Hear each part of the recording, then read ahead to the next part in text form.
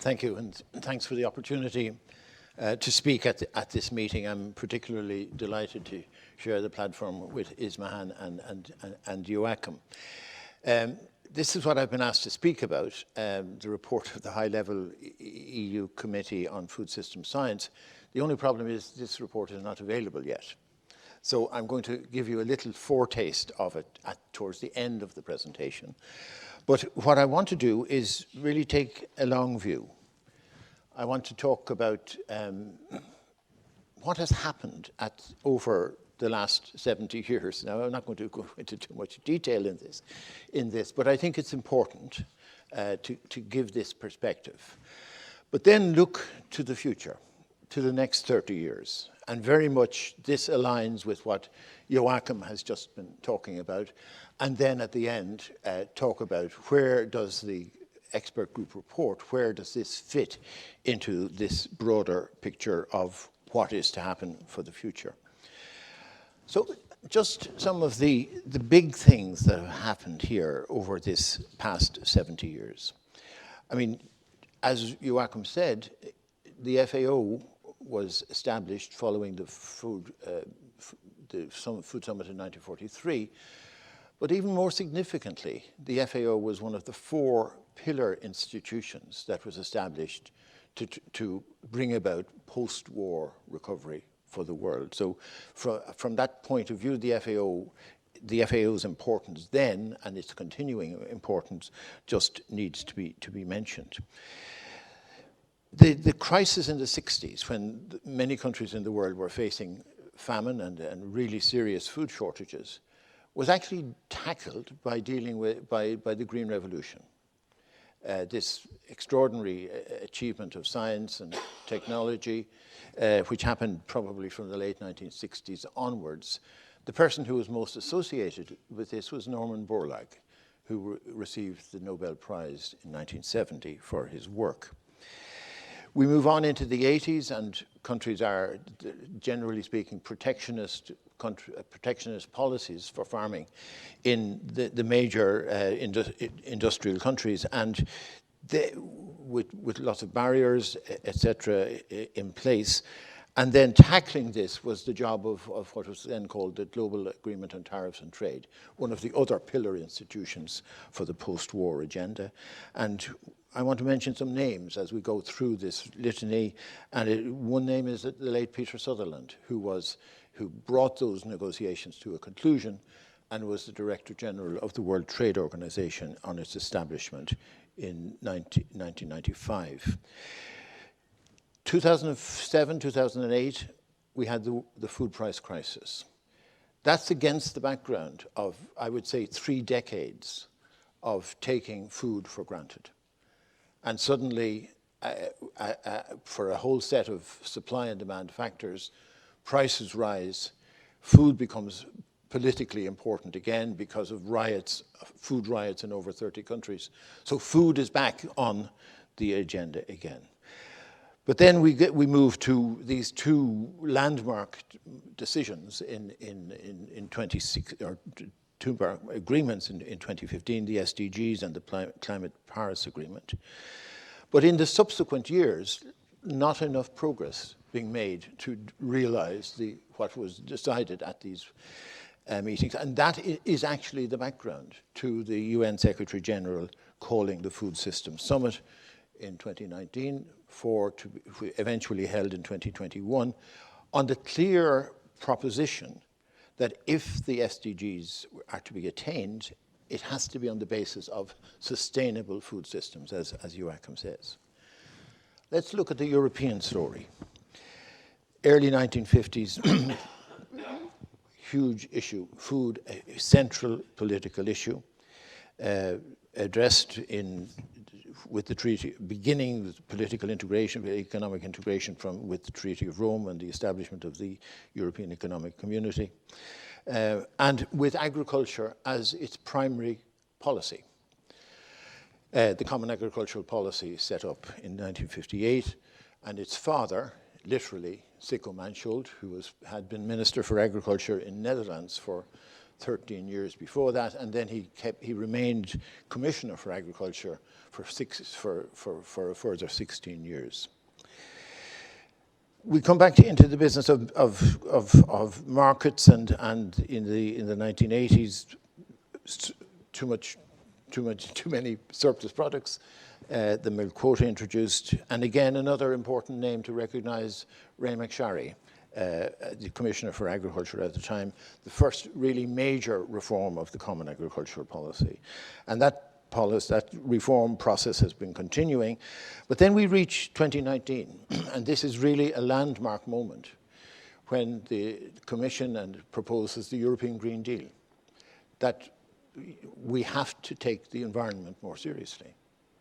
And with its two flanking policies directly linked to agriculture, farm to fork and biodiversity. So what about the Irish story? Well, here we're talking about from the early 50s onwards, in effect, subsistence agriculture. And there's just two statistics which I want to use to illustrate this.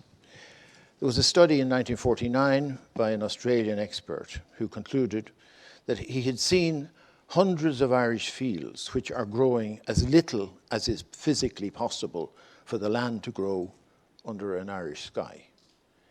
That's fairly telling statement. But another statistic, the animal health standards at the time, 1951 study, 30% of the cattle and 44% of the cows tested positive for tuberculosis. That was our starting point in the immediate post-war period. At a crucial moment, the establishment of An Foras Tuluntish, the Agricultural Institute, 1958, done with the help of the Marshall Plan. Another crucial moment, our entry to EEC and access to CAP in 1973. We share the milk quota story as well. And then we're up to, from 2000 onwards, the first of the stakeholder-led 5-year agri-food strategies. We note the enlargement to EU 28. We note the 2015 abolition of the milk quota, and we note Brexit. So that's the combined story, international, Europe, and Ireland. This is another part of that same story. What has happened to real agricultural prices over this period? Apart from a few spikes along the way, real agricultural prices have fallen consistently over a 60-year period. There's another spike now, where this is an OECD graph, but in fact, of course, the period from 2020 on, this was a graph produced around 2020. Now, that another spike upwards due to Ukraine. But these are the summary. This is my summary of what I think this means. If we look at that period from 1950 to 2020, we see this tripling of world population. But the number of hungry people remains more or less the same at 800 million. But as a proportion of the population, it has dramatically fallen. And the underlying reasons there are, of course, the economic growth and poverty reduction, particularly in Asia, crucial, and the green revolution in science.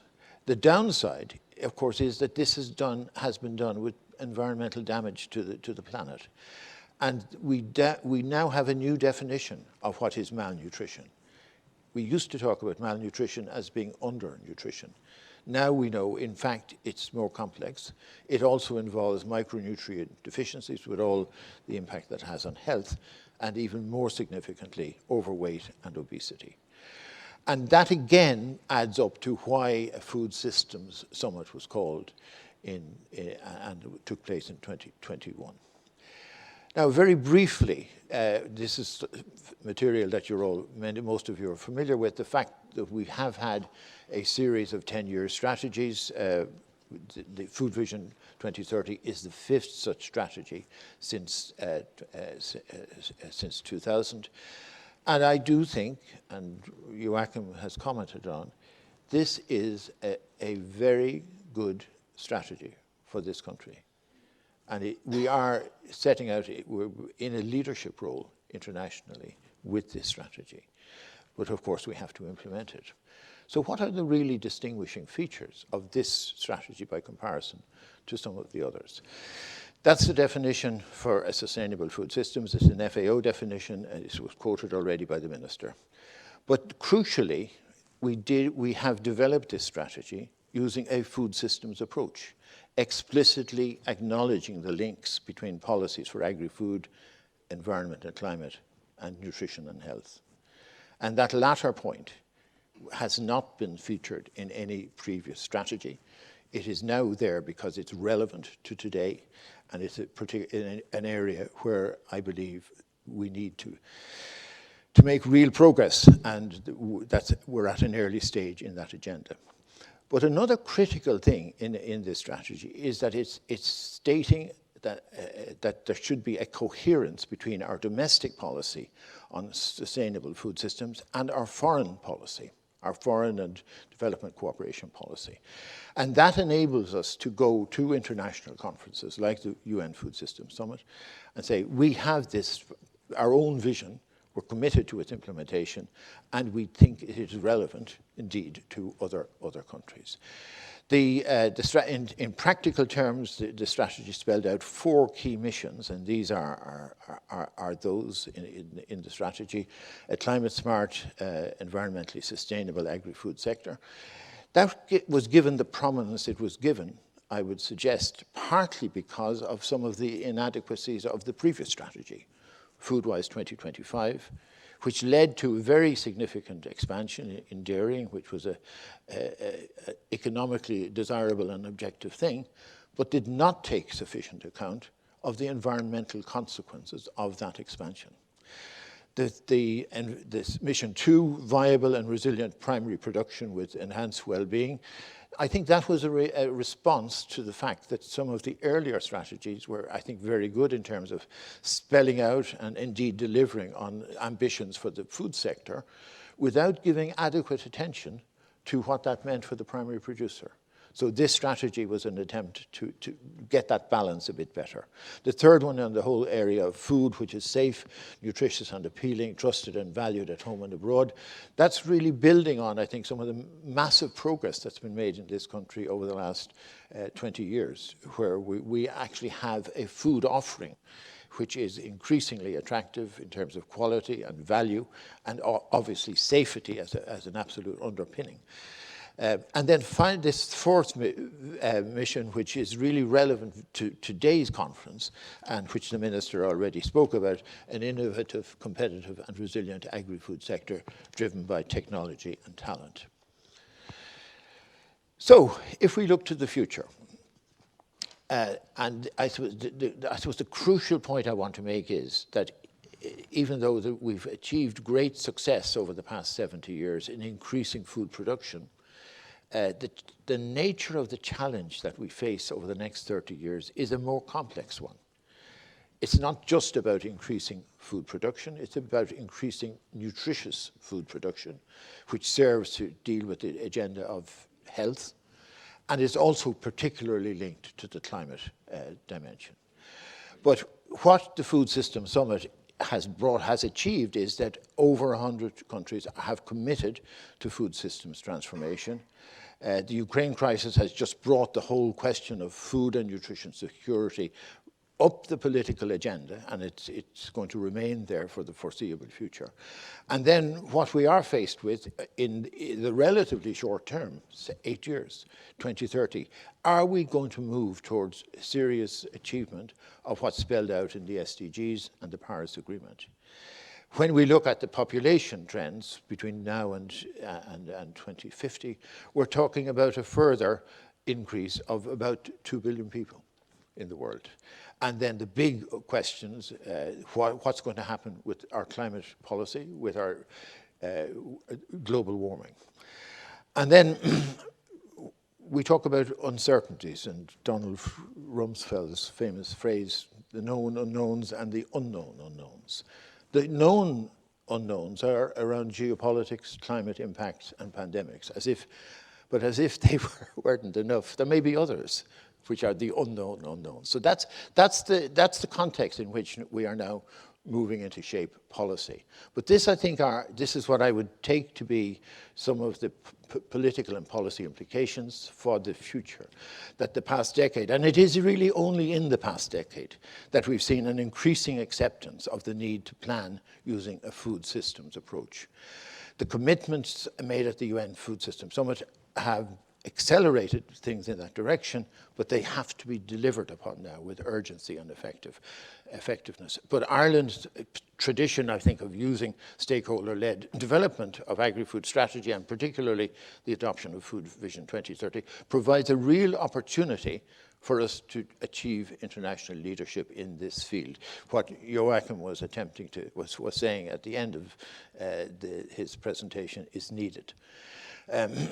Briefly to talk about this high-level expert group, which I've been chairing for the European Commission. It was made up of 19 international experts. It worked from last year in February, and we've just completed our work in the last week. It's now going through a process of detailed preparation of the final report, which will be launched in Paris on the 14th of June at the EU Standing Committee on Agricultural Research. This is what it's going to be called. I mean, I can't go into the detail of it, but the critical thing is that what is it? It's a roadmap, I think, and signposts for this agenda of food systems transformation. It's really aimed at politicians and policymakers. And this agenda of food system transformation has to happen both at national level, at regional level, and at international level. I think this is a high-quality report which is going to receive a good deal of attention from, I hope, the target audience for whom it's intended. A couple of graphics here just to give you a sense of what it's about, and I won't go into much detail here, but we were asked to look at what are the science policy interfaces that are needed to move the world towards food systems transformation. And one important decision that we took early on was that the term science policy interfaces is not quite adequate for what we're talking about. We're actually talking about science policy society interfaces, an acknowledgement that if a change is to be achieved, we have to bring society along with it, consumers, citizens, etc. But these are the sorts of things that we will be talking about in the document. This is another graphic which is looking at, if you like, and you could just read the top of this here. The food system must be understood from different perspectives. So if science, policy, society interfaces provide the following functions, this should support action and policy leading to food systems transformation. So that's as much as I'm unveiling of this report today. You'll be able to read it all with great interest, I hope, in about 2 weeks' time. And these are my conclusions, that the sustainable food systems, they really represent a response to the twin imperatives of nourishing and expanding global population and meeting climate targets. Our Food Strategy 2030 aspires to be an international leader in these sustainable food systems. We need to recognize that this concept of sustainability, which is written down in our Food Vision document, it is attempting to deliver economic, environmental, and social sustainability. This is a difficult business. There's some really tough decisions and trade-offs to be made in this regard. But there is a critical role for the research and innovation community if we are to move in this direction and achieve. So I would see today really as an early start to a discussion as to how this should be done and what resources are required to do it. Thank you for your attention.